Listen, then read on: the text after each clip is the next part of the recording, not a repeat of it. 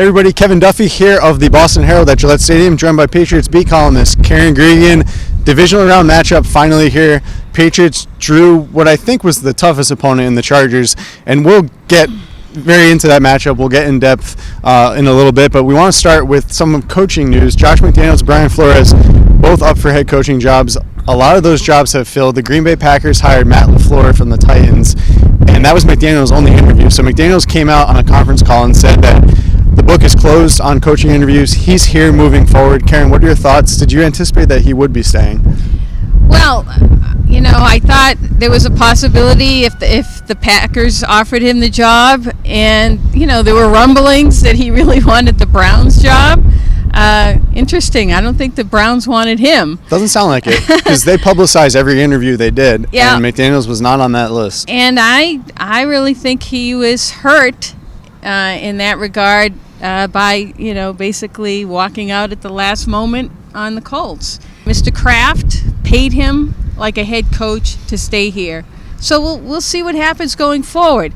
He is Robert Kraft's security blanket for when Bill Belichick leaves. We don't know how long it'll be for Belichick, and we don't even know if McDaniels has a good idea of that. And to me, the question is, I guess, yes, Kraft has him in place to be the successor, but how badly does McDaniels want to be the successor? Because he was clearly interested in some of these openings in Green Bay and in Cleveland. So is this just going to keep happening, and maybe next year when the Colts fiasco is a little bit further behind, 2 years removed, maybe other teams would be more willing to engage McDaniels in some talks? Because I think that did affect him this year. And for the Patriots' other coordinator, well, not technically coordinator, defensive play caller Brian Flores, the only remaining job he's interviewed for is Miami.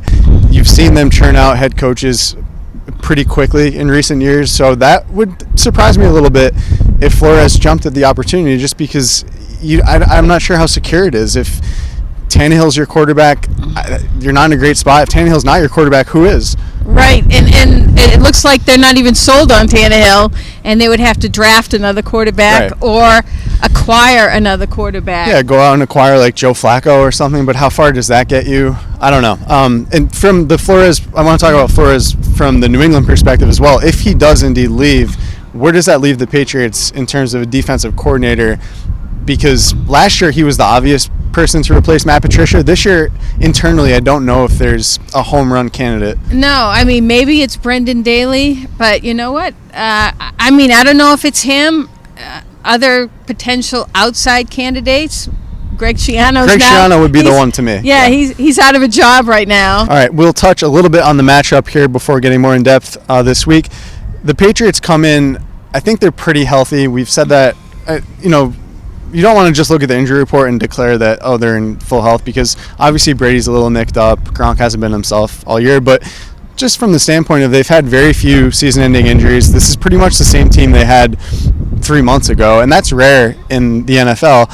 On the flip side, you have the Chargers, who are pretty banged up. They're down to one healthy linebacker on their entire roster. Melvin Gordon has now 2 sprained knees. He's their star running back. So I think the Patriots certainly have an edge in terms of just having their full team available to them. Yeah, and the Chargers' injuries, be it Gordon or the linebacking core, those are in places that could have a pretty significant impact on the game. If Gordon's not right, or he's 80% or whatever, and they don't have quite the running game that they're used to, that's a benefit for the Patriots defense. If their linebacking core, if they're going with their subs or whatever, I think that's an area that Tom Brady and the Patriots offense can take advantage of, because their defense is pretty good.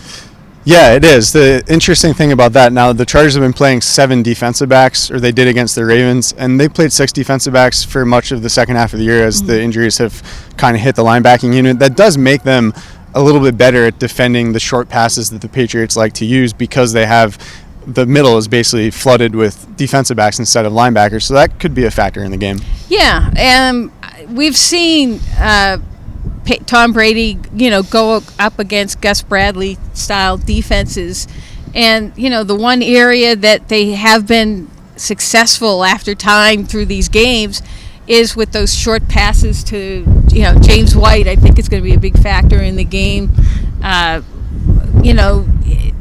Seam passes down the middle, Rob Gronkowski. If he's playing all defensive backs, if you're having Rob Gronkowski on defensive backs, with that kind of a matchup, because he doesn't have linebackers or what, it's gonna be a significant role, I think, in the game. Absolutely. All right, we will wrap it up there. We'll get more in depth with our matchups of Chargers Patriots later this week. You can find all our coverage on BostonHerald.com.